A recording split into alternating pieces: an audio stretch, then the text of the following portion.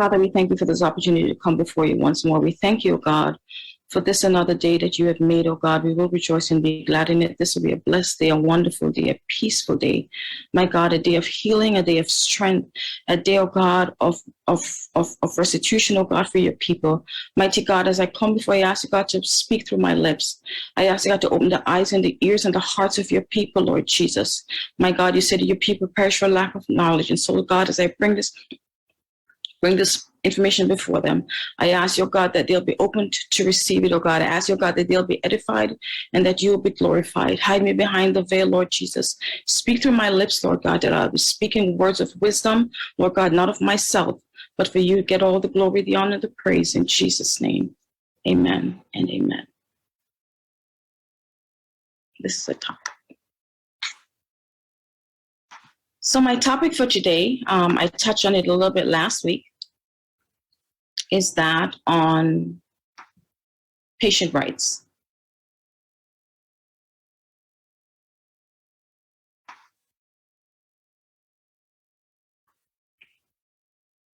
This is something that too often we see in the hospital setting and even in different facilities, that a lot of people don't seem to know their rights when they're admitted.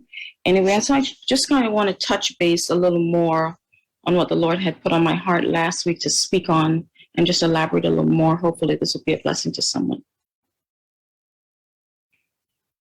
What are the patient rights? The patient have rights in a medical setting, including the right to care and the right to refuse treatment, among other important protections. Patient rights are those basic rules of conduct between the patient and the medical caregivers, as well as the institution and the people that support them. What are some of your rights as a patient? A patient has the right to respectful care given by competent workers. A patient has the right to know the names and the job titles of his or her caregivers. That means if you're admitted in a hospital and someone comes into your room, regardless of who that person is, they must be wearing an ID and they must identify themselves to you by letting you know their name and what their role is in that hospital setting. A patient has the right to privacy with respect of his or her medical condition. A patient patient's care and treatment will be discussed only with those who need to know. So that's when you delegate what's called a healthcare proxy. And if you don't have a healthcare proxy, that is a person that the hospital can discuss information with about you, or the institution can discuss information about you with you giving them the right to do so. That person also can make decisions for you in the event you become incapacitated. A patient has the right to have his or her medical records treated as confidential and read only by people with a need-to-know basis. Information about a patient will be released only with permission from the patient or as required by law, which means that you have to sign consent for anyone to disclose your information. It's called a HIPAA law. A patient has the right to request amendments to and obtain information on disclosure of his or her health information in accordance with law and regulations, which means regardless of who the person is that you may designate that have the right to your information, you can decide how much information that person gets. You have the right to know what facility rules and regulations apply as it pertains to your conduct of any patient as well as the staff. A patient has the right to have emergency procedure done without unnecessary delay. I touched on this last week. If you go to a hospital setting and you are ill for any reason, regardless of your status with immigration, regardless of the color of your skin, your religious beliefs, anything about you, nothing should prevent you from getting care appropriately, effectively, 100%, whether you have the money or insurance on you. They must treat you as long as they can provide that care. They cannot turn you away and send you back because the risk of you becoming even more ill and possibly dying.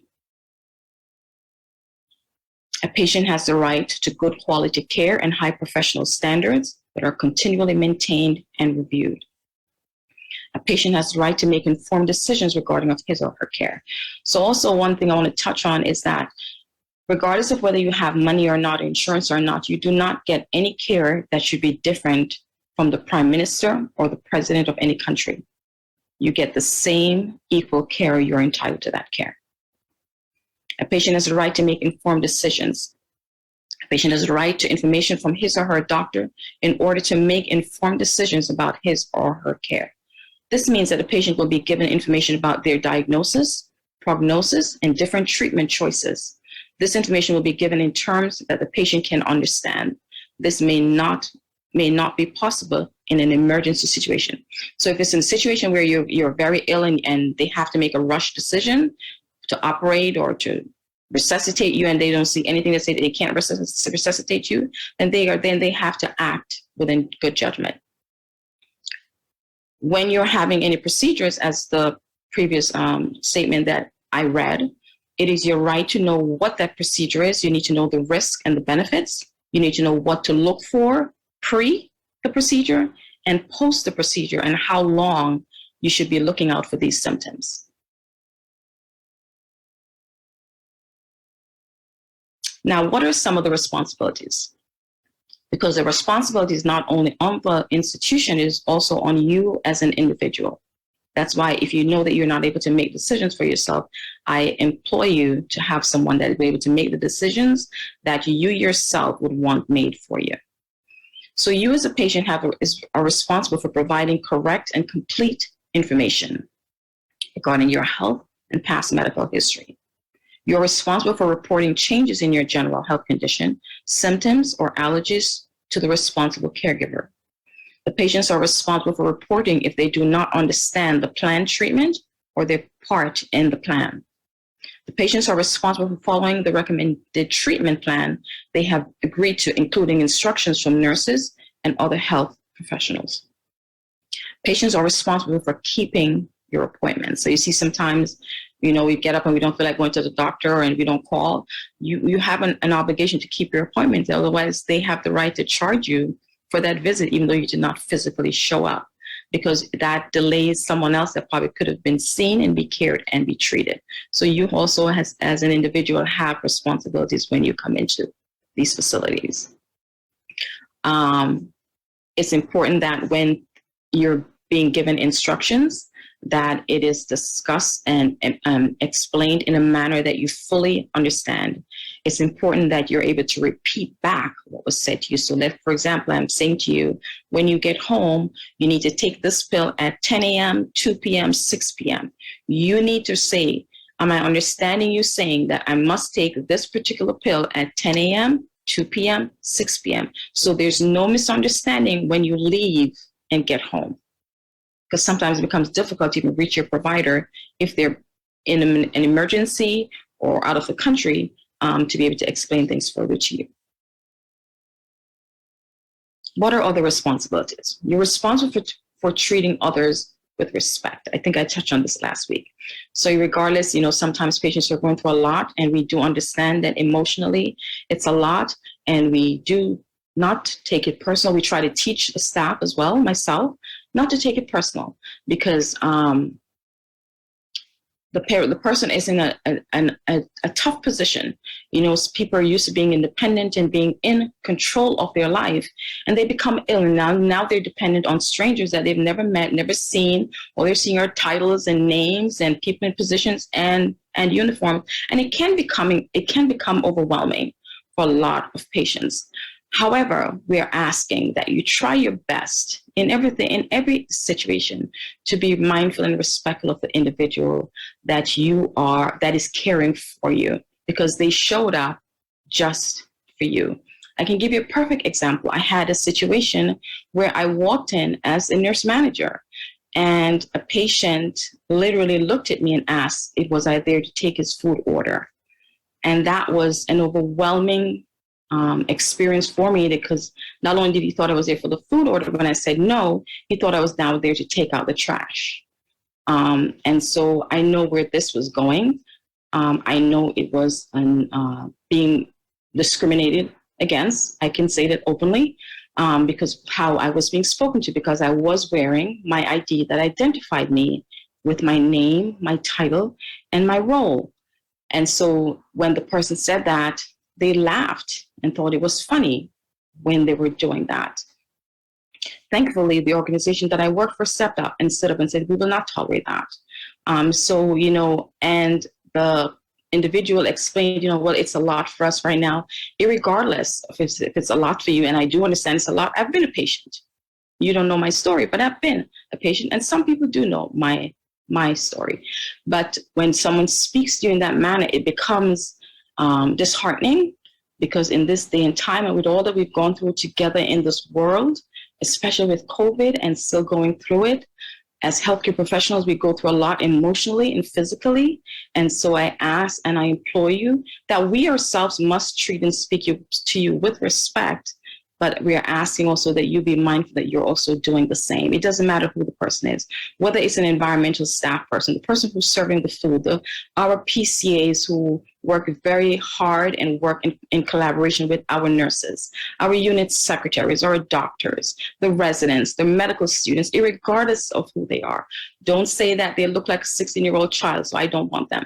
They went to school. They would not be in the building to attend to you. No organization is going to bring someone into the building to take care of you unless they are qualified to take care of you. So please trust the system that is trying to take care of you as well. Okay? You are responsible for what happens if you refuse the plan of treatment. So if you choose to leave and say, some people like to sign what's called an AMA form, so against medical advice, you're leaving. I don't want to be here. I want to go home. I have plans. I have things to do. If you do that and you leave that building and something happens that becomes detrimental or make you even sicker, that responsibility lies on you. And there's some insurance company that if you choose to leave against medical advice, may not pay the stay for that hospital. And there's some insurance company that if you choose that you're going to stay, regardless of the fact you've been cleared to leave medically, you may become responsible for that hospital stay as well. So just be mindful of that. When you're ready to go home and you're cleared to go home, as scary as it is, go home. Okay? Patients are responsible for paying for their care. You're responsible for respecting the property and the rights of others.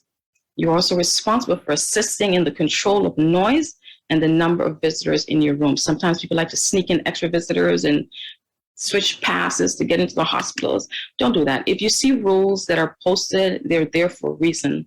Or we have to have order. We have to be able to account for anybody that's in the building. God forbid you bring someone into that building and something happens and we're counting 10 people and really there were 14. Then that becomes a problem, because how do we account for those other 4 people that you may have sneaked in, slip a pass for them to come into those settings when they were not supposed to be there. The rights for children. The family and guardian of a child or adolescent patient has the right and responsibility to be involved in decisions about the care of the child. A child or adolescent has the right to have his or her wishes considered in the decision-making as limited by law. A child or adolescent patient has the right to expect that care in the physical environment will be appropriate for his or her age, size, and needs. A child or adolescent patient whose treatment requires a long absence from school has the right to education services. These services will be arranged with the local school system. So if your child has to be in a hospital setting, or be in rehab, or be home because they're ill, it is their right for that to have the same education that's been given in the school, for the school to provide them with whatever homework, whatever lessons that they'll need, so that they can continue to keep up to date with what's going on in school. So I want to thank NASH, which is the UNC Healthcare, as well as New York City Health and Hospital Organization. If there's anything that I did not cover during this segment, I ask that you join us in the Zoom room. I'll be more than happy to answer those questions for you. I hope this was an enlightenment for many. I hope that you learned something today, and I hope that you will take it and practice these things and encourage your loved ones to do so also. Have a wonderful and a blessed day, and enjoy the rest of the service. God bless.